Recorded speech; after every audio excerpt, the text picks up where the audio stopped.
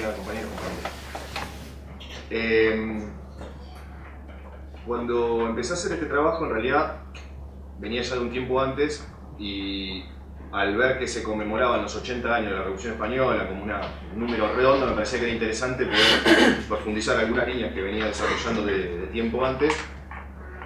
tratando de ver en principio sobre qué ejes, porque digamos, la Revolución Española ha sido abordada de múltiples dimensiones, sobre qué ejes por ahí podemos profundizar que o no hayan sido tocados del todo o que hayan sido tocados o de manera superficial o por lo menos de una manera en donde por lo general se han instaurado muchos mitos también, ¿no? En ese sentido me parecía interesante empezar a indagar ciertos aspectos de la Revolución Española a través de las cuestiones relacionadas con el poder y la institucionalidad. Antes de arrancar un poco con el análisis, me parecía importante hacer por lo menos algunas acotaciones con respecto al marco conceptual que iba a manejar dentro del trabajo. En ese sentido, hablando un poco sobre el poder y las configuraciones, planteo que si entendemos por poder a toda relación social que se ejerce entre sujetos o fuerzas sociales, que se presenta como dinámica, puesto que está todo el tiempo recreándose, y que se manifiesta a través de prácticas sociales concretas, podemos concluir entonces que toda práctica social permite que el poder se construya y circule sin que toda práctica social que permite que el poder se construya y circule sin que sea apropiado o monopolizado opresivamente por nadie en particular y que extienda la reciprocidad generalizada, constituye la base de lo que podemos denominar poder social. Por el contrario, prácticas sociales que impiden tal circulación, que concentran y se cristalizan en sujetos, instituciones, lógicas, mecanismos y dispositivos,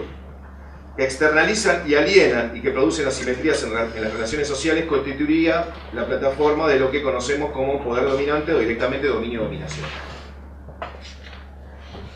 Estas nociones son importantes, entre otras cosas, para entender, repetimos, el carácter relacional del poder, que determina a su vez su carácter de ejercicio y no de objeto que se puede tomar, o dicho en términos Foucaultianos, nos implica visualizar la multiplicidad de relaciones de fuerza inmanentes y propias del dominio en los que se ejercen y que son constitutivas de su organización. También nos permite constatar su carácter productivo, estratégico y conflictivo, y no meramente coercitivo, represivo o estático. Eso en líneas generales con la idea del poder como concepto general, digamos, sin abordar, digamos, un problema o una temática tan multifacética, trataba de por lo menos tener claro de qué hablamos cuando hablamos de poder. Dicho esto, sigo, nos interesa ahora abordar las distintas configuraciones que se plantean desde la dimensión del poder social y ver cómo se manifestaron en la experiencia española, así como analizar a su vez qué actitud tuvieron los anarquistas al respecto. Partiremos de tres categorías configurativas que nos parecen claves para entender los procesos revolucionarios, que vemos que pueden estar interrelacionadas, pero que a su vez tienen características distintas y específicas. La primera de ellas es la del poder popular, que implica la construcción por parte de las clases oprimidas y explotadas de su propia fuerza social, alternativa y antagónica, y que confronta al de las clases dominantes, instituyendo una cultura y una subjetividad,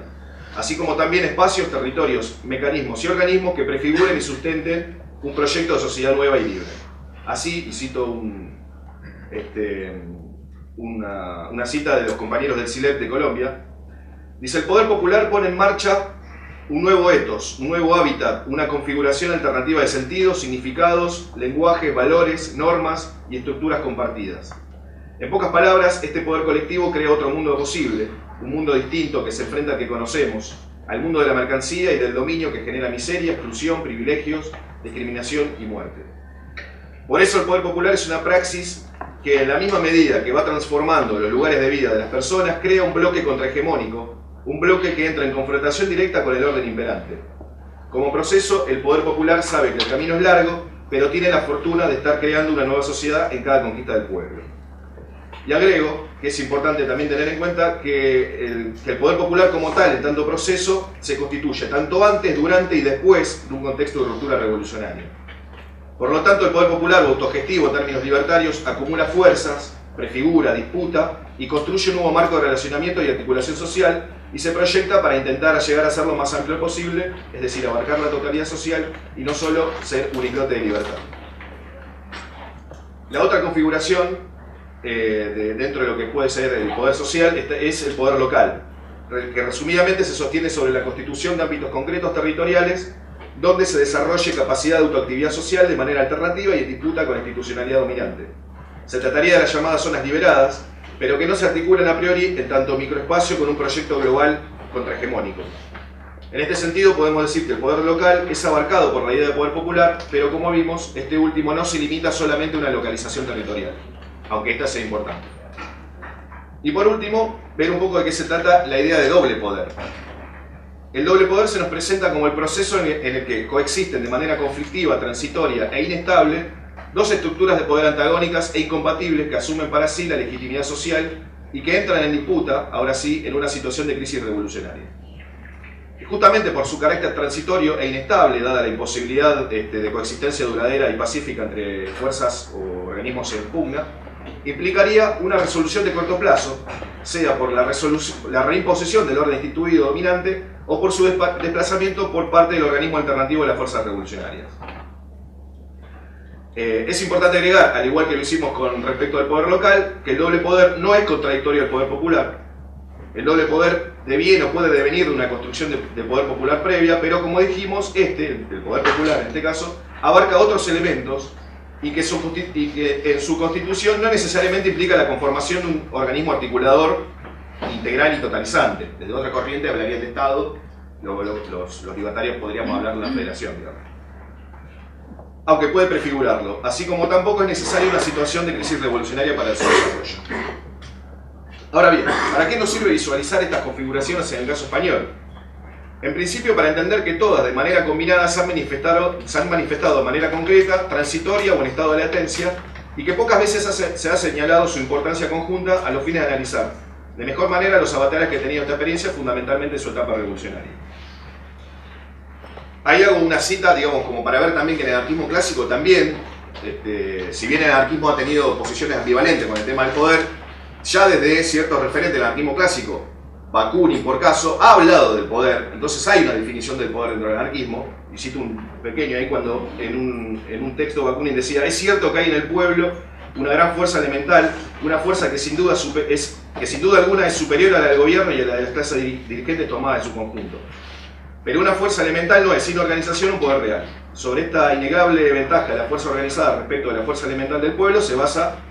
el poder del Estado. O sea, dentro del anarquismo clásico, por lo menos en los referentes, ya hay una definición de poder. A pesar de que siempre ha sido un tanto inestable la posición, o ambigua la posición del poder en relación al anarquismo. ¿Y qué pasa en el caso español? ¿Tenían los anarquistas una definición con respecto al poder y una estrategia en función del poder en este caso? A pesar de lo que dicen muchos críticos, que dicen, no, bueno, gran parte del fracaso de la experiencia española fracasó porque no tenían una definición, o ya sea del poder o de la toma del poder y demás, en realidad sí la tenían. La única diferencia tal vez que no la llamaban de esa manera. Efectivamente, el anarquismo español, en años de construcción y lucha, a través de su organización, la CNT, logró que su cosmovisión, su cultura, fuese aceptada por grandes capas de la población obrera de la época. Y así fue creando una contrahegemonía que la gente de la época entendía como una sociedad paralela, una sociedad en construcción, un pueblo en movimiento. Esta sociedad nueva se basaba en la acción sindical y social de los sindicatos y sociedades obreras, en la acción cultural de los ateneos y en escuelas racionalistas, en la incansable propaganda de su prensa y sus revistas, que crearon un magma enorme de iniciativas libertarias. Y esto sumado a la vez, digamos, como para ver una idea más general de praxis, a su vez a las intensas luchas que fueron desarrollando, sobre todo en la etapa previa a lo que fue el levantamiento del 19 de julio. Toda una etapa de movimientos insurreccionales, lo que muchos denominan gimnasia revolucionaria, Alto Llobregat,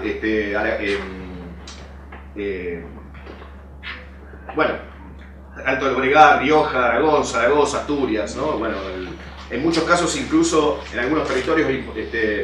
imponiendo en el territorio la idea del comunismo libertario, que después fueron duramente reprimidas, ¿no? Pero digo, había una idea praxística del poder, digamos, desde la construcción cotidiana en los ámbitos de la clase y además sustentado por la experiencia, en este caso, de toda la etapa insurreccional. Entonces, construcción, lucha y reflexión fueron la antesala de lo que finalmente se terminó desarrollando en el contexto revolucionario, que siguió la derrota primaria del levantamiento golpista de las fuerzas fascistas. De hecho, la CNT, a diferencia de lo que han planteado algunos autores, tenía un programa aprobado en un Congreso Confederal celebrado en Zaragoza 2 meses antes del levantamiento militar de Franco. Digo esto porque también desde distintas ópticas, por ejemplo Trotsky en algunos de sus escritos sobre España, alababa a la CNT, ¿no? Decía era la organización de masas más importante de España, la más combativa, pero que justamente como no tenía un programa, digamos, parte de su derrotero tuvo que ver con eso. En realidad tenía un programa, que ahora en todo caso lo voy a tocar un poquito más en desarrollo.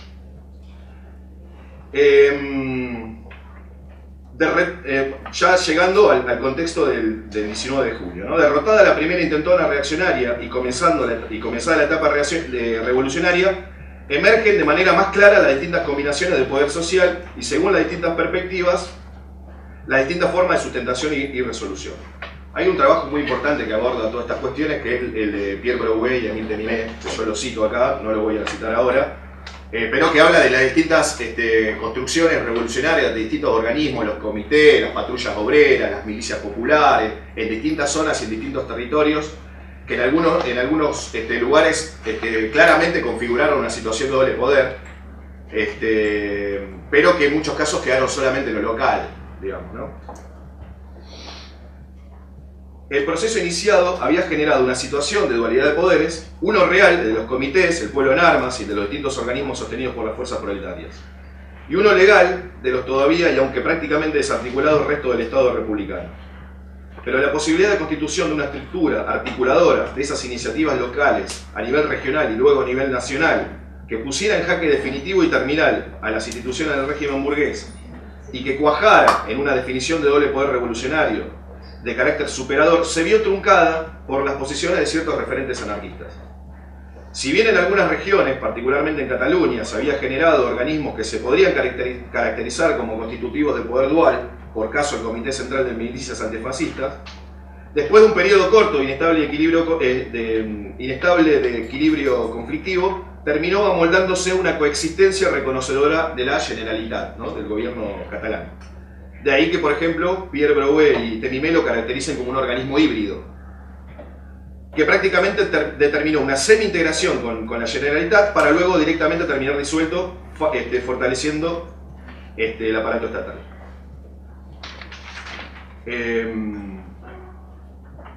Bueno, nada, sigo citando también algunos autores que plantean esta cuestión de dualidad entre lo que era un organismo supuestamente en principio de base proletaria, o digamos articulado a través de las fuerzas políticos sociales, como el Comité Central de Milicias Antifascistas y la Generalitat, digamos, una primera etapa efectiva de dualidad de poder, de inestable equilibrio, para luego después terminar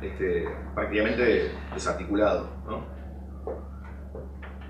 Sin pensar, por lo menos por parte de los referentes anarquistas, la posibilidad superadora de un organismo superador, ¿no? El Estado fue prácticamente, si bien estaba desarticulado, siguió estando en pie, digamos. Las líneas precedentes nos dan pie para formular nuevamente la idea de que, si bien existió una construcción previa del poder popular confirmada en años de organización y lucha,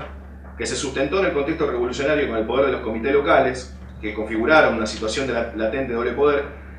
que para algunas regiones se estableció una competencia conflictiva, lo que no se logró, y particularmente ciertos referentes anarquistas no permitieron, fue resolver esta situación en los términos de la desarticulación de la estructura dominante y la puesta en dinámica de una nueva articulación instituyente de carácter revolucionaria e integral. Alguno, desde una perspectiva simplista, diría: no se tomó el poder. Ahora, si, como venimos argumentando, sostenemos una visión no instrumental del poder, y si no reducimos el poder simplemente a los aparatos del Estado, lo que podemos decir es que lo que no se resolvió finalmente, la configuración superadora, lo que no se resolvió finalmente fue la configuración superadora del ejercicio disperso de los poderes que efectivamente se ejercían en acto, en los hechos y de hecho, como dijimos, a través de los comités, colectividades y otros organismos revolucionarios. Esto no implicó una simple claudicación sin más, esto denotó, entre otras cosas, una mala caracterización del proceso que se estaba gestando, así como una errada conceptualización por parte de los dirigentes cenetistas y faístas de la compleja relación entre poder e institucionalidad. Digo, para simplificarlo un poquito más, acá abordo también tuve una idea sobre qué entiendo sobre institución o institucionalidad. Digo, si una relación de poder de alguna manera instituye una determinada forma social, y dijimos que de acuerdo a esa relación de poder, si se cristaliza en digamos, en una relación opresiva, obviamente va a generar una forma opresiva también, o una institución opresiva, y si se genera sobre las bases de una circulación, una reciprocidad, digamos, seguramente el organismo, la forma social que instituya esa relación de poder va a tener muy poco que ver con, por ejemplo, la idea del Estado, ¿no?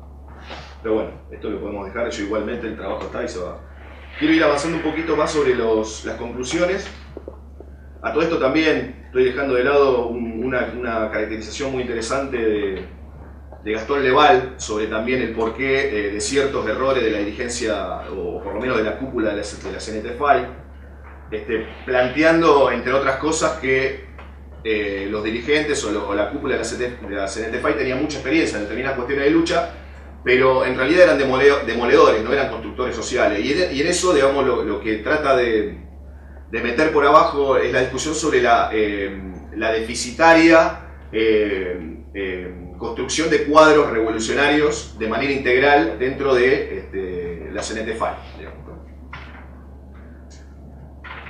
Bueno, voy avanzando en algunas conclusiones. Digo, el trabajo aborda un montón de otras variantes más y otras dimensiones con respecto a la idea del poder, institucionalidad y demás, pero bueno, habida cuenta que hay otros compañeros, voy a simplificar tirando algunas de las conclusiones.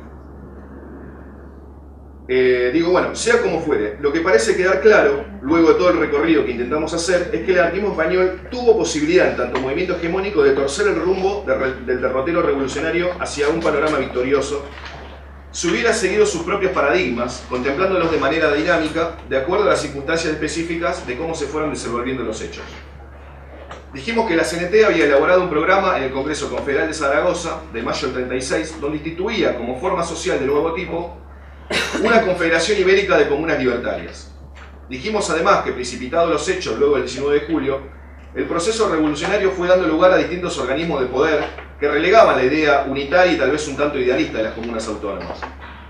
proliferando en su lugar una heterogénea gama de colectividades, columnas milicianas, comités y consejos obreros populares. Pero también vimos que a su vez estas configuraciones instituyentes de poder social no lograron sortear lo local u, en el mejor de los casos, lo regional, por lo que la situación latente de doble poder no pudo articularse en una real situación de dualidad inestable, antagónica y efectivamente superadora de una institucionalidad estatal que se arrastraba por el piso. Los anarquistas españoles, fundamentalmente sus referentes, pudieron haber echado mano de sus propios paradigmas y proyecciones en lo relacionado a la formación federativa, tomando el programa de Zaragoza y adaptándolo a las características del desarrollo del proceso, promoviendo una confederación de organismos revolucionarios, con representación democrática de acuerdo a la capacidad de influencia de las organizaciones que claramente buscaban una salida revolucionaria y que sienta la base de una institucionalidad no estatal estructurada de abajo hacia arriba. Lamentablemente esto no ocurrió y ya vimos algunos de los porqués. Lo que seguramente podemos extraer luego de vislumbrar luces y sombras de esta gran gesta, y sobre todo para aquellos que en nuestros días nos situamos desde perspectivas libertarias de construcción y lucha emancipatoria, es la importancia de la confluencia entre la idea de construcción de poder en sus distintas combinaciones y de la materialización de ese poder en formas instituyentes, entendiendo que ni poder ni institución son términos exclusivamente asociados a la dominación per se. En tanto ejercicio de relaciones sociales y en tanto constitución sociohistórica no son escindibles de nuestro quehacer social. Por lo que para diseñar estrategias de intervención política con un horizonte transformador, necesariamente debemos articular estos conceptos y englobarlos en una praxis no dominante, en donde subjetividad, imaginarios, acumulación de fuerzas y estructuras formen un todo coherente de acuerdo a las claves del contexto del que se trate. Para terminar, y a modo de homenaje, hacemos nuestras aquellas bellas palabras que en 1938, ya promediando el desenlace de la guerra, exclamaba Emma Goldman: la colectivización de las industrias y de la tierra se nos aparece como la más grandiosa realización de todos los periodos revolucionarios de la historia. Además, aunque Franco venza y los anarquistas españoles caigan exterminados, la idea que ellos han lanzado seguirá viviendo. Y tal es así que hoy, a 80 años, seguimos levantando su legado como bandera. Muchas gracias.